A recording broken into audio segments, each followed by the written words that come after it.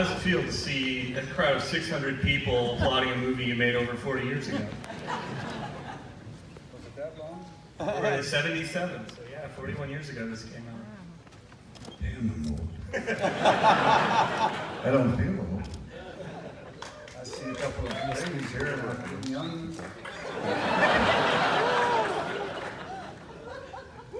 Well, last night at Theather, you talked about your friend Hal Needham, who directed this movie.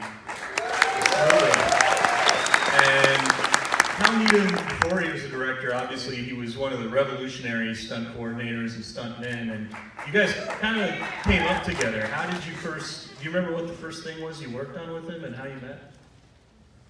We met because first of all, I wanted to meet him. I'd heard all kinds of things about him. And he was just breaking into having a reputation as the #1 in the world. And when I met him, I wasn't disappointed.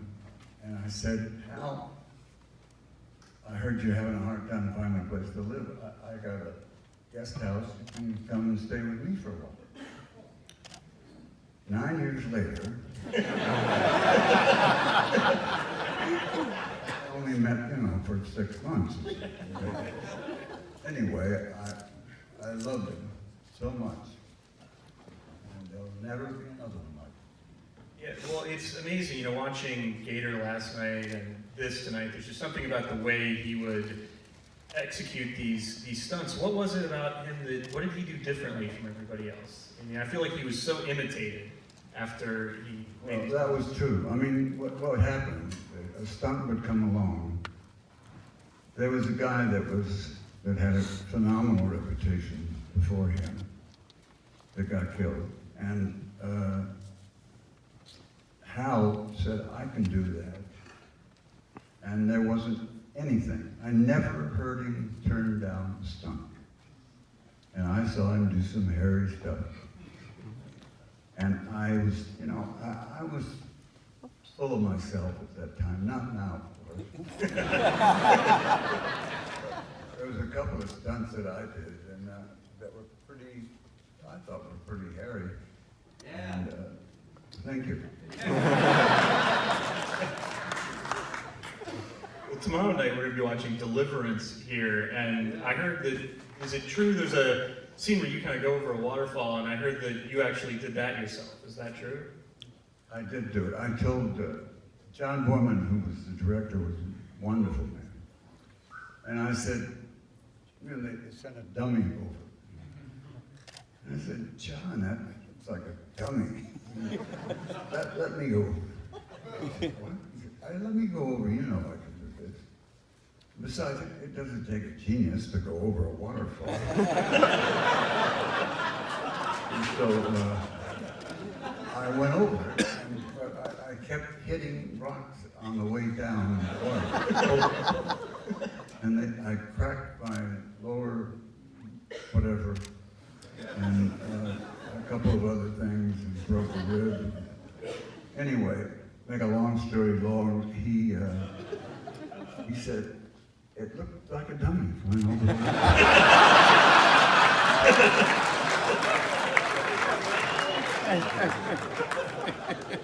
Well, now, this Smokey the Bandit was Hal's first movie as director. Do you remember when he first brought you the script and what your response was? I mean, were you surprised to find out that he had those aspirations?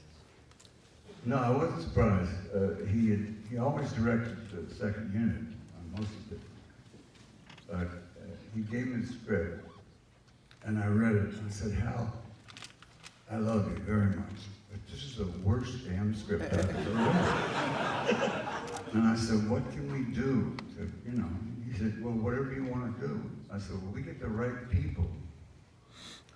Lisa was #1, and Sally was #2, and Jerry, we can wing this thing. We'll just talk, and whatever happens, happens. Well, I was wondering about that watching it tonight because Gleason's dialogue is so consistently colorful, to say the least, and I was wondering if that came from him. I mean, were those That was his? totally him. Yeah. He was colorful. And he had a guy named Mal that worked for him. And when he yelled for Mal, that meant, bring me a straight bottle of vodka in a glass. And he'd go, Mal, hamburger. And Mal would come running up with us, and he would chug a it. And just from the fumes, I got stoned. But if we never got drunk, I mean, it was amazing. Did you ever ask him why he used the code word hamburger for vodka? Well, he didn't want people to be disappointed. I mean, nobody would have been disappointed if he said, bring me a martini, you know. But, you know, he could out-drink and out a lot of things. Is it true that he partly based that character on your father? Yes, it's true. My father, thanks you for the applause, my father was chief of police, and he was quite a hero in the war. He was a lot to live up to. He was a great man. And he would have been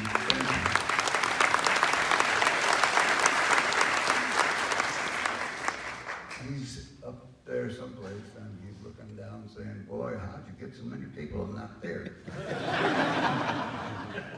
Well, he was tough, right? I mean, there was a great story about when you were a teenager. He locked you in jail overnight, right? Oh, he knocked me in jail for 4 nights. And every time he arrested a drunk, he'd throw him on top of me. There were 4 or 5 in there with me in this cramped little cell. And we all got to be real good friends. I still know a couple of them, actually. Well, so as you say, the two sort of keys to this movie, aside from you and Jerry Reed, are Jackie Gleason and Sally Field. And I feel like the choice of Sally Field is really interesting because at this point in time, the more cliche choice would have probably been like, you know, sort of blonde playmate or something like that. And Sally Field is so perfect for this role. Was she your idea, and was it something you had to fight for? Because at this point, that was kind of They didn't know that she had the chops, you know. And of course, it was after this that she won the Emmy about 4 times. I don't know. She had a mantle that was just so full of Emmys, 2 Oscars, and all that stuff. And I had a stunt trophy. I tried to fit it into the mantle, but I couldn't get it in. She was, still is, one of the best actresses in the world. Well, and I think from what I've heard, you get a little bit of credit. You're the one who told her to do Norma Ray, from what I've heard. That's not true. No? No. I could lie and say it's true. Go ahead, we want to. I didn't pull her through. I did pull her through Smokey the Bandit because she said, I don't. What are we doing this silly thing? And then when she saw how much money it made, I'll never forget the night that it opened. West Palm Beach, my hometown. So let's take a ride down to the theater. And it was playing in 3 multiplex theater, you know. It was in 3 theaters. And I drove down it, and there was a line of people all around the block. And I said, I wonder if they've had an accident. And then we found out they were there to see Smokey. And, well, it was just happened, you know. It was an amazing, amazing thing. It was the biggest movie that year aside from Star Wars. That's true. It outgrossed Star Wars the first week. Before I open up to the audience, I have to ask about one other great performer in the movie, and that's the dog that plays Fred. We got a lot of great reactions tonight. And when we saw the trailer a few nights ago for Smokey and the Bandit, Fred is given star billing in the trailer alongside Jerry Reed and you. Actually, we thought that maybe he had some relations with Hal. I didn't quite understand why his dressing room was bigger than ours. And his real name was Clyde, as opposed to Fred. But, Was he a professional, or did you find him down there in Georgia somewhere? no, he was, he belonged to a stuntman, and we borrowed him. And the stuntman never saw him again. I want to open it up to the audience for some questions, and yes, right there. And I'll repeat it so everybody in the back can hear. Burt, thank you so much for coming.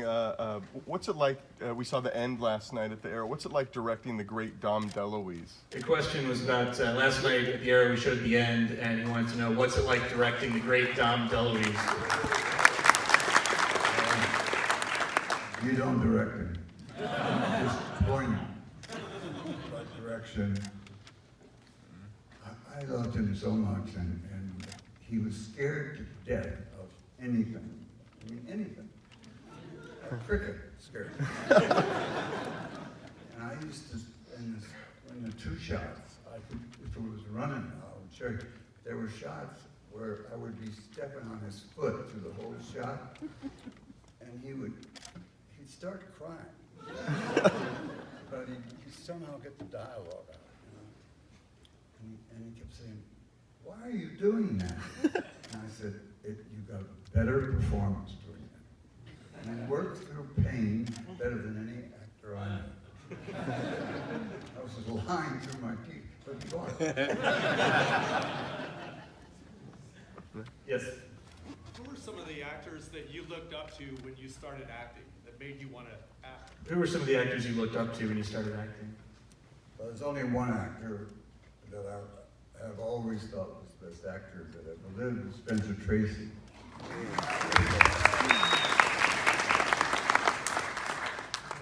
Gleason was wonderful. There's a reason why they call him the king, you know? Partly because he could drink all of them. He was amazing in terms of his ability to have a toddy about 9 in the morning, all day long, and never miss a line, you know. And if he did miss a line, he said something better than was written anyway. You know, someone we haven't talked about yet in these Q&As, who I think is maybe the best actor you worked with, and you worked with him several times, is Charles Durnan. And The best in the world. yeah. What do you think made him such a special actor? I mean, you used him over and over and over again. Charles was a magnificent actor and never got the credit that he should have gotten. He was terribly, terribly respected in New York. You know, he won a couple of Tonys for his stage presence. And then I had a theater, and he worked there every year for 9 years when I had it. I can't tell you what a wonderful, wonderful friend. I miss him so much. But you seem to, when you get to be my age, you lose them every other week, it seems. But they're irreplaceable. There's nobody ever going to be as good as Durnan again in that capacity. I agree. Up there, yes, towards the back.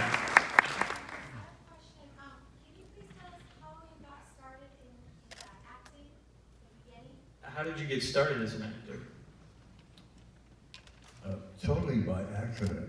I was born to do stunts, and so I was training with Hal Ian, and who was the best there was.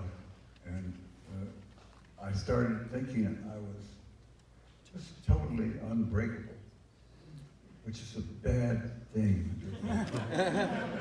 And I have since broken everything. Listen, I don't walk for this just for looks. I had 4 operations on my right knee and broken collarbones and all that kind of stuff. But it comes with the territory, you know. Stuntmen wear the injuries as badges of courage. And I do too. You know, if people don't like it, the hell with it.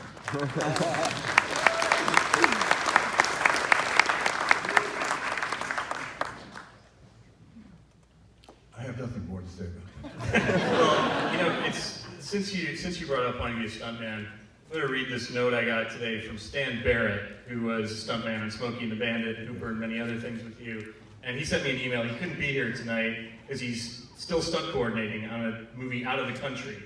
But he says, had Burt Reynolds chosen to be a stuntman rather than an actor, he would have been remembered as the best ever. Whoa. He had enough confidence in his own ability to give me an opportunity when I had zero experience on Hawk. After the first fight we did, I wondered if I was tough enough for the job, as Burt literally beat the heck out of me. But when the show was over, everyone in Hollywood wanted me to work for them because Burt had taught me so well. He and Hal Needham knew action filmmaking better than anybody. They were the biggest influences on my career and the best support system. On Hooper, which was the biggest stunt film I ever did, Burt and Hal were the first ones to run up to me after every stunt, checking to make sure I was okay. If Burt ever felt fear, I certainly didn't see it. The only problem working with him was keeping him from doing dangerous stunts himself. Burt Reynolds was the catalyst behind my career. He gets all the glory and the blame. I owe him a debt I can never repay. That's from Stan Barrett.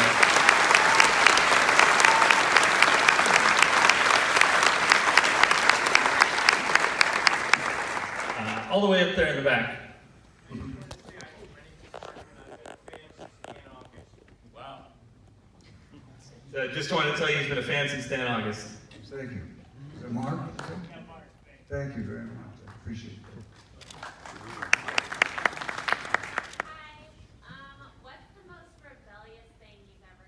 it. What's the most rebellious thing you've ever done? She's married now.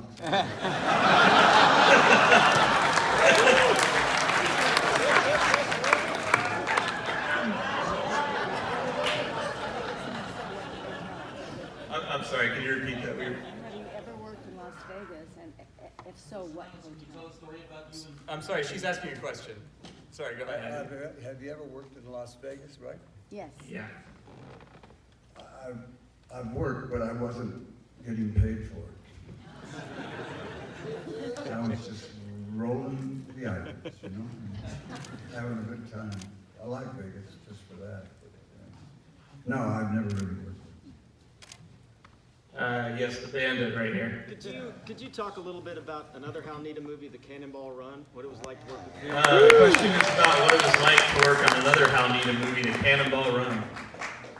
Well, we were determined to get some people that just don't do movies like that, supposedly.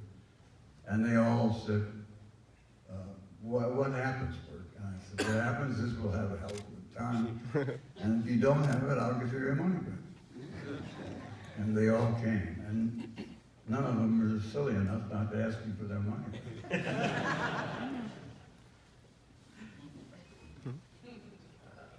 Yes.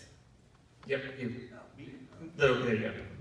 I just wanted to say that I live in LA and I've seen a lot of celebrities out and about, but I've never seen a movie star in person.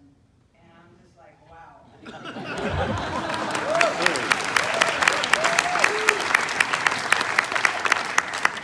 Where are you, honey?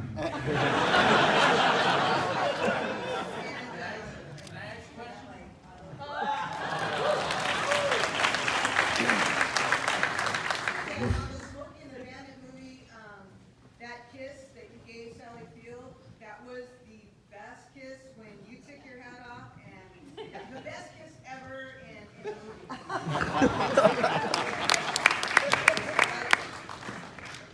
As I remember, it was the best kiss ever, period.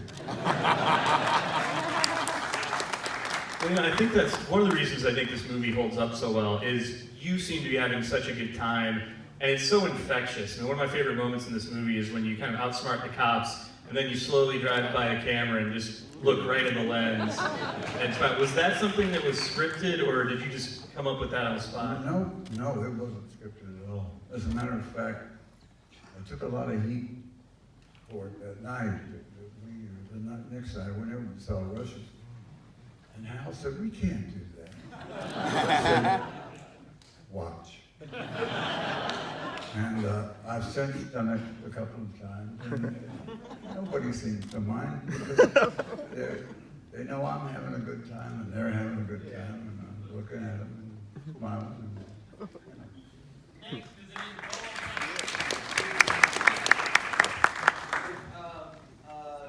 I wonder how did the bits with the Johnny Carson start? You know, with the cream and eggs. The question's about when you used to do the Johnny Carson show. You were known for just having the greatest bits on there, and things like the whipped cream down Johnny's pants and all that kind of stuff. How did you guys start all a that? lot of people thought that was pre-planned. None of it. It was just Johnny and I don't know what it was. We had the same father, I guess. I did things with him that were outrageous, and I loved him so much, still do. And you know, I say, people say, what do you think was the biggest thing for you in terms of boosting your career? And I always say Johnny Carson. Well, John Borman saw you on Johnny Carson, and that's why he wanted you for Deliverance. He actually hadn't even seen your movies, right? That's right. He said, I saw you on the Carson show, and you were in control of 6 people. And that's what I have to have in this movie. Hi, Mr. Reynolds. Such a pleasure to meet you. Thank you. In person. I wanted to ask you, which of your performances has left a lasting effect on you, perhaps one more than the other? Which of your performances has had the most lasting effect on you? I think you saw it.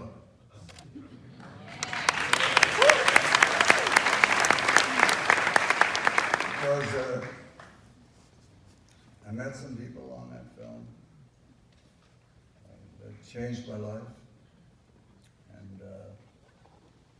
and I think we did some things on the picture that were a little crazy.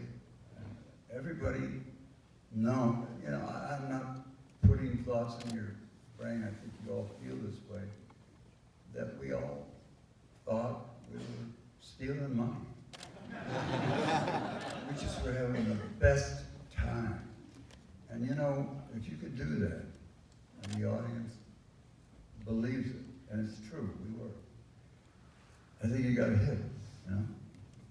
Well, I'm curious, how many people here were here on Thursday night for the last Movie Star?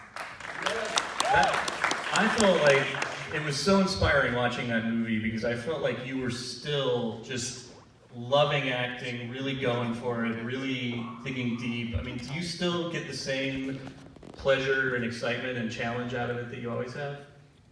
I do. I do. I keep waiting for them to hand me Citizen Kane 2. But I think that the films that I've done, there's very few of them that are ever going to stand the test of time, but just a few of them are going to make people laugh long after I'm gone.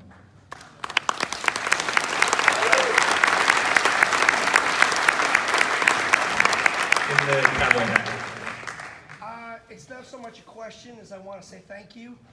I saw you in Smokey and the Bandit, and I saw you in Hooper, and ever since then I've made a decision that I wanted to be a stuntman. And I've spent the last 34 years as a successful stuntman because of your influence, and you influencing me and being my hero, and I just want to tell you that personally. Thank you.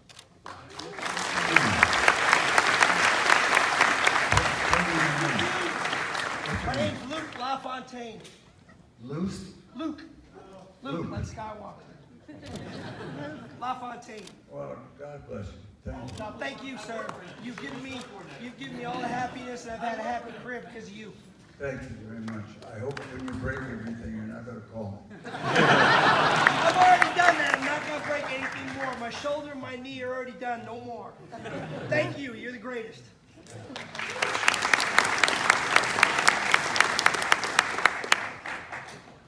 Burt, last night you said your English professor got He said, last night you said your English professor got you into acting? Yes, that's very true. His name was Watson B. Duncan III. What was the play and what was the role? Outward Bound was the name of the play, and it was an old, wonderful film that John Garfield played, the part that I played in the play. And, wow, what an actor he was. And I had no intention of being an actor. I thought it was a bunch of sissies and other things like that. And I just thought it was full of sexual deviance, you know? It is, but I love it.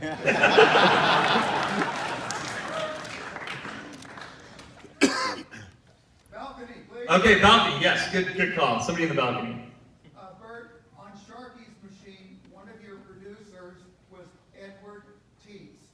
Yes. Which leads me into his previous employer, Quinn Martin Productions, when he was in charge of production.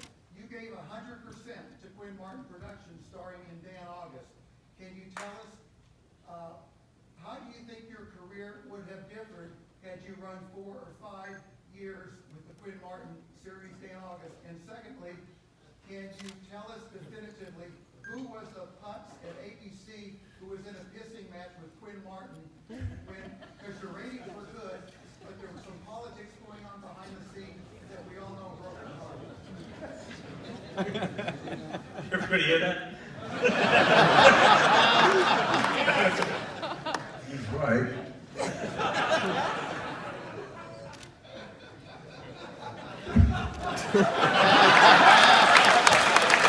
You're right.